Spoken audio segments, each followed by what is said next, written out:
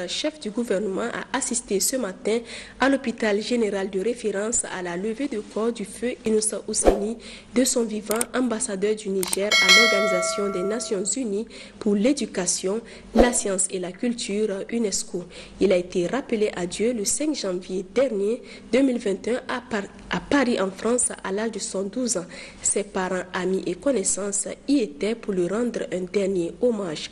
Compte rendu Lawli Moutari Menassara Abdelali. De son vivant ambassadeur, représentant du Niger à l'UNESCO, Feu Inoussa Ousseini est né le 9 septembre 1949 à Kellé dans le département de Gouré et rappelé à Dieu le 5 janvier 2021 à Paris en France. Ce matin, à l'hôpital général de référence, ses parents, amis et connaissances sont venus lui rendre un dernier hommage. Pendant l'oraison funèbre qu'il a prononcée, Amadou Djibodimax, ami du défunt, a rappelé son parcours, son attachement pour le cinéma africain avant d'étaler ses qualités. Le monde du cinéma t'en rendra grâce en te décernant plusieurs titres et distinctions. Entre autres, Grand Prix du court-métrage du FIFEF à Dinard en 1974, le prix de la critique internationale pour le court-métrage FESPACO de Ouagadougou en 1976, membre du jury international du concours du meilleur scénario à GECOP en 1976, membre du comité international du film ethnographique Musée de l'Homme, Paris. Je ne saurais finir sans parler de tes qualités et valeurs.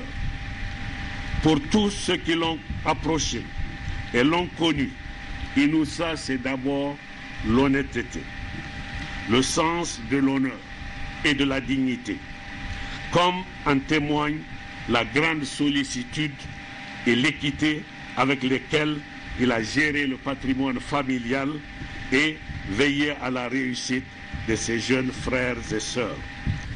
Inoussa, en ces moments douloureux, de profonde tristesse, nos pensées vont à l'endroit de tes proches, particulièrement de ton épouse, Hajia Aïché Alizen, ta fidèle compagne, la force tranquille qui ne vacille jamais.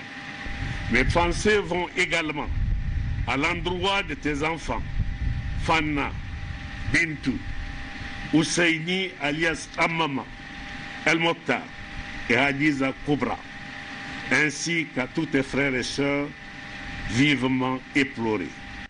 Puis, autour du cheikh Jibril Karanta, de prononcer la Fatiha pour le repos éternel de l'âme du disparu. Le premier ministre chef du gouvernement, Brigitte Raffini, s'est recueilli devant la dépouille avant d'adresser ses condoléances aux membres de la famille éplorée. Le cortège funèbre s'est enfin transporté au cimetière musulman de Yantala où la dépouille a été inhumée. Ses anciens collègues, parents, amis et connaissances disent ce qu'ils retiennent de lui. Je retiens de Feu Inoussa Ousseini un homme très aimable, très ouvert, très accueillant et qui a montré une très grande flexibilité et promptitude dans toutes ses actions. Moi, je l'ai connu en tant que père de Penda. Donc, par un coup de fil, on s'est mis d'accord sur la nécessité d'unir nos deux enfants. Et après, j'ai eu l'occasion de me faire inviter par lui lors du mariage de ses enfants ici à Niamey. Et chaque fois que je vais à Paris, on se rencontre, on discute, soit à la maison, soit sur son lit d'hôpital. Et cet homme a, d'une façon prompte, adopté toute ma famille. Nous tous, nous avons perdu un homme de culture, un homme de sage, mais aussi un homme bon, c'est-à-dire qui est prêt à aider n'importe qui. Allahu Akbar, nous avons vraiment perdu un grand homme. Et moi, j'ai beaucoup travaillé avec lui. Et je peux dire que c'est un homme qui a vraiment une grande disposition disponibilité à promouvoir la culture nigérienne. Et bien de choses. Je peux dire en tout cas que paix à son âme, que son âme repose en paix. Amen. Je m'incline devant sa mémoire.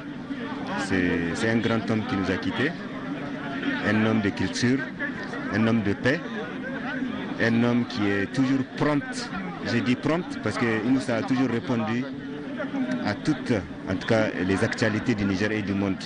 Et il répond avec son art, il répond avec son âme, il répond quand il le peut avec sa présence.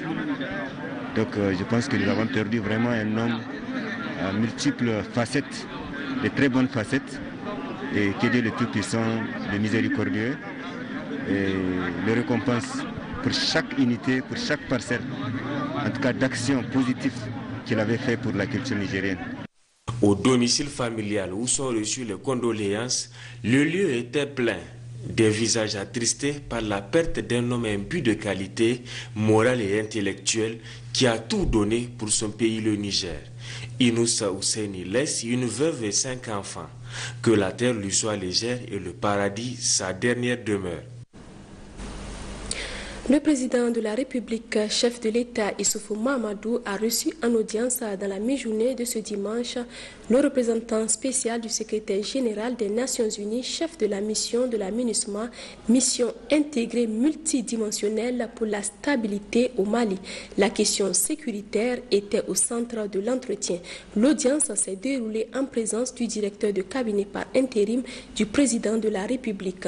Le résumé avec Imenel Kassouma Mahamadou sur les images de Yazir Abiou.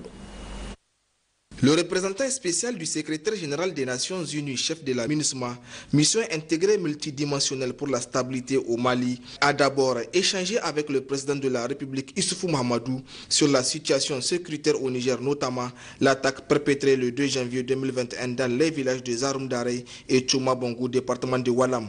Il a de ce fait présenté ses condoléances au peuple nigérien avant de réaffirmer l'engagement du système des Nations Unies dans la lutte contre le terrorisme au Sahel. Je suis venu marquer aussi notre solidarité et leur assurer que les Nations Unies sont engagées à ce qu'on mutualise nos efforts pour combattre ce terrorisme qui est devenu un mal, pas à l'échelle uniquement du Niger, pas à l'échelle seulement du Sahel, mais à l'échelle de tout le monde, et nous devrons prendre conscience de ce mal. Mohamed Saleh Anadif a ensuite abordé la situation au Mali tout en saluant le processus de médiation du président de la République du Niger, Issoufou Mahamadou, pour l'instauration d'un climat de paix. Le deuxième point que j'ai eu à discuter avec le président, c'est la situation au Mali où je travaille. Vous savez que nous traversons une période de transition. Le président Issoufou était président en exercice de la CEDEAO quand il y a eu cette transition. Il s'est beaucoup investi pour qu'on puisse mettre sur les rails cette transition. Nous sommes en train de l'accompagner. Je suis venu donc recueillir ses conseils, ses orientations pour que cette occasion qui offre une fenêtre d'opportunité ne puisse pas être ratée et qu'on réussisse cette transition. Enfin, faut-il le rappeler que les relations entre les Nations Unies et le Niger ont toujours été au beau fixe à travers la mise en œuvre de plusieurs axes stratégiques s'articulant autour d'un développement harmonieux. La représentation nationale vient d'apporter son soutien aux familles déplacées des villages de Tchouma Bongou et de Zaroum Darey. Cette mission des parlementaires était hier à Mangaise où elle a rencontré les 10 déplacés. Les députés nationaux ont remis une somme de 10 millions de francs CFA comme aide à ces familles. Précision, Ousmane Sani Abdou et Adine Ag Al-Galas. Il vous souviendra que le 2 janvier dernier, le village de Tchambangou et celui des Zaroum Darey dans le département de Walam avaient subi des raids meurtriers des terroristes. Conséquence de ce drame, plus de 100 morts dans les 2 villages et des déplacés internes vers Mangaise. Et comme vous le savez, au lendemain de cet événement, le président de la République avait dépêché le Premier ministre Birji Rafini, qui s'était ainsi rendu à Tchambangou pour apporter soutien moral, compassion, solidarité et présenter les condoléances du président de la République, du gouvernement et de la nation nigérienne aux familles des victimes. Pour rappel, en cette circonstance, réconfort et assistance en vivre et en non-vivre ont été apportés aux 2 villages meurtris. Hier encore, dans la même logique, la représentation nationale a emboîté le pas au gouvernement pour aussi apporter soutien aux familles déplacées des villages de Tchambangou et Zarumdarey. Une mission parlementaire dépêchée par son Excellence M. Ousseini Tini, président de l'Assemblée nationale, pour aller voir les conditions dans lesquelles nos concitoyens qui ont été victimes de cette attaque barbare à Tchambangou et Zarumdarey. Nous avons été et nous les avons rencontrés. Vraiment, ce que nous avons constaté, les populations sont dans une situation tout à fait, en tout cas, c'est désagréable leur situation. Nous avons apporté notre petite contribution, une somme de 10 millions de francs CFA. La représentation, en tout cas nationale, comme à ses habitudes, a toujours fait des gestes pareils à l'endroit des populations nigériennes. Mais nous lançons un appel quand même à l'endroit du gouvernement pour que des dispositions soient prises dans les meilleurs délais pour régler ce problème. Sachez enfin qu'avec les mesures prises par le gouvernement dans le cadre de la sécurisation des populations dans cette zone en général, ces mesures, dis-je, ont permis le retour progressif des déplacés dans leurs villages respectifs. Autre aspect de cette édition, dans le cadre de la visite des infrastructures d'Ifa Ingila, le président du comité d'organisation de la fête tournante d'Ifa Ingila, à la tête d'une forte délégation, a effectué ce jour une série de visites au niveau de l'aéroport de Difa, le stade Omnisport, la station régionale de l'OETN, entre autres. Le résumé avec Mamoudou Idrissa Mega. Poursuivant ces visites de terrain des différentes infrastructures lancées dans le cadre de la fête de la République d'Ifa Ingila, le président du comité d'organisation, Abdoulaye Ouamarouma, s'est rendu à l'aéroport de Difa. Totalement rénové, il se positionne deuxième aéroport après celui de Niamey, avec sa piste d'atterrissage d'une longueur de 3000 mètres et d'une largeur de 60 mètres. Outre l'aérogare passager, l'aéroport de Difa a été doté d'une salle d'attente composée de 2 salons VIP, d'une infirmerie et d'un cafétéria. En termes de capacité de fret, l'aéroport de Difa peut recevoir n'importe quel type d'aéronef, dont l'Airbus A380. La délégation a saisi l'occasion pour visiter la base vie de Souma, l'entreprise turque chargée des travaux de rénovation et d'extension, et qui a fourni d'amples explications au président. Le stade Omnisport de Difa a également été visité par le président du comité d'organisation d'Ifa Ingila. Entièrement rénové, ce stade dispose désormais d'une nouvelle pelouse synthétique, de bureaux et de vestiaires totalement réhabilités. La délégation s'est ensuite rendue à l'hôpital régional de Difa, qui a été doté par le comité d'un centre de transfusion sanguine qui sera équipé de matériel médical de dernière génération pour la donation et la conservation du sang. L'hôpital de Difa a été également doté d'un pavillon VIP pour les hospitalisations et d'un groupe électrogène. Des infrastructures qui viennent à point nommé, a déclaré le directeur de l'hôpital. Enfin, la délégation s'est rendue à la direction régionale de l'ORTN, l'Office de radiodiffusion télévision du Niger, qui a également été rénovée.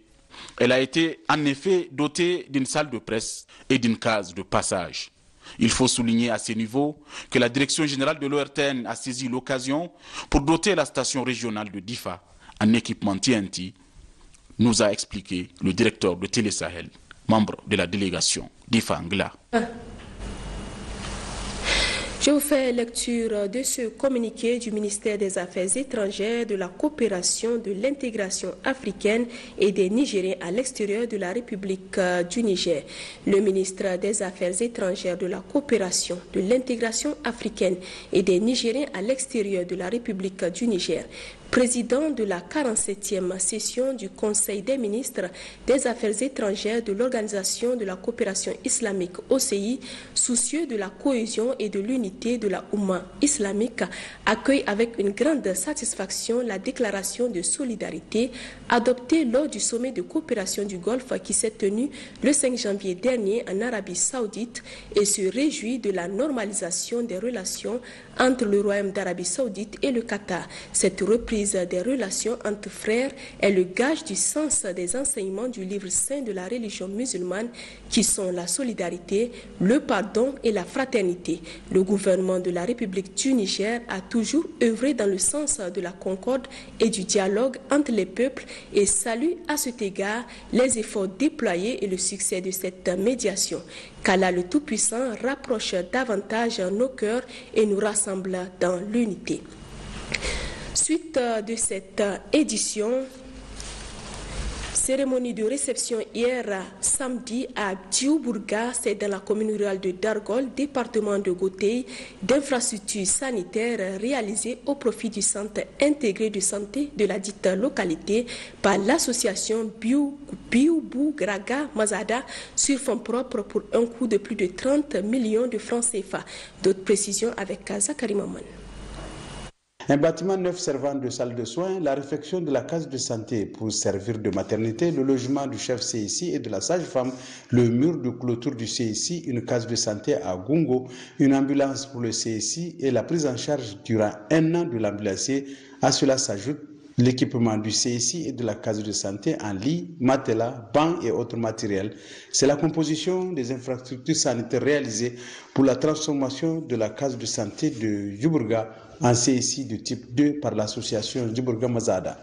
Ces réalisations sur fonds propres de l'association constituent l'accompagnement des ressortissants de Djoubourga ici au pays et de la diaspora, membres de l'association, aux efforts de l'État pour l'amélioration de la santé des populations, a indiqué Tahirou Halidou, président de la dite association section Niger. Auparavant, le chef du village de Djoubourga, le représentant de la diaspora, le maire de la commune de Dargol, ainsi que le médecin-chef du district sanitaire de Gotei ont mis cette circonstance à profit pour louer ce tapis inestimable, contribuable à plus d'un titre à atteindre l'objectif de l'amélioration de la santé de la population prôné par les plus hautes autorités de la République. La santé n'a pas de prix car sans elle, il n'y a point de développement, a pour sa part fait remarquer le préfet du département de Gotei dans son adresse de réception de ces infrastructures sanitaires. La création du CSI dans le village du Djoubourga, qui s'inscrit dans cette logique, contribuera sans nul doute à améliorer l'accessibilité géographique et financière de la population aux soins de santé, tant curatifs que préventifs. Ceci permettra également de limiter les flux des malades vers l'hôpital de district, lui conférant ainsi son rôle de niveau de référence. Pour ce faire, je demande à vous, population de Djoubourga et au-delà, celle de la nouvelle ère de santé, une bonne fréquentation des centres de santé en bannissant l'automédication et l'usage des produits prohibés. Aussi, comme il le fait à pareille circonstance et parlant de la sécurité, le préfet du département de Gotei a invité chacun et chacune à redoubler de vigilance et une collaboration accrue avec les forces de défense et de sécurité. S'agissant de la maladie à coronavirus, Moussa Djibo Moussi a rappelé que c'est du respect des mesures barrières dépendra la réussite de la lutte contre cette maladie. Notez enfin que c'est la visite de ces infrastructures qui auront coûté plus de 30 millions de nos francs qui a sanctionné la fin de cette cérémonie. La famille des écoles de formation professionnelle et technique s'agrandit avec l'ouverture cette année à Niamey à la zone industrielle du centre de formation des conducteurs d'engins de travaux publics. Allons à la découverte de cette école privée dans ce public reportage signé Gérard Abdelaziz. Une école de formation de conducteurs d'engins de travaux publics vient de voir le jour pour la toute première fois au Niger, à Niamey précisément, le CFCETP. Ce projet ambitieux est né d'un constat fait par le promoteur du centre, un professionnel du domaine.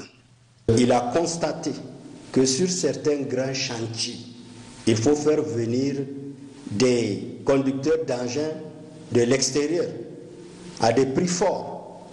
Et cela, ça fait un manque à gagner, aussi bien pour la jeunesse nigérienne que pour le Niger en tant que pays.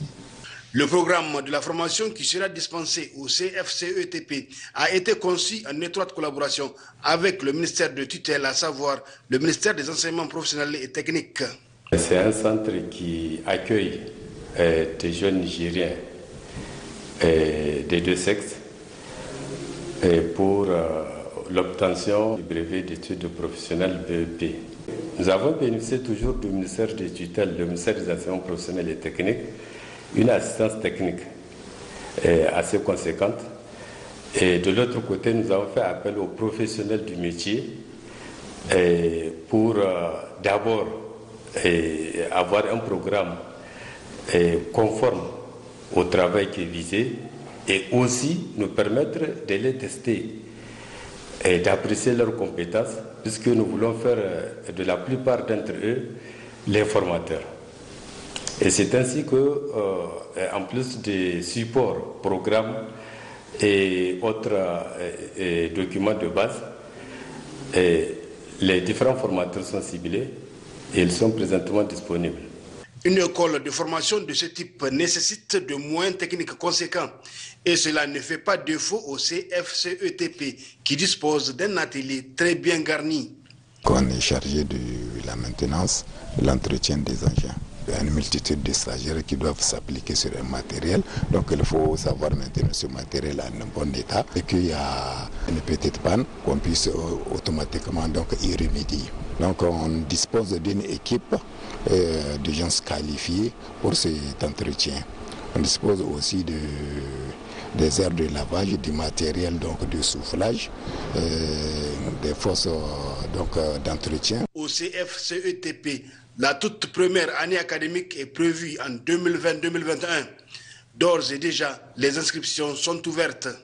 Après un BPC, faire 2 ans, sortir avec un diplôme et avoir un salaire de variant autour de 200 000, c'est rare. Or, ici, nous pouvons même défier qui que ce soit. Un apprenant qui va sortir ici, nanti de son savoir-faire, on est sûr qu'il aura un salaire qui tournera autour de ce que je vous ai dit là. C'est pour cette raison à laquelle il faut ajouter les charges d'exploitation des engins qui font que nous avons fixé nos prix à 750 000 francs l'an. Pour 2 ans, ça fait 1 500 000.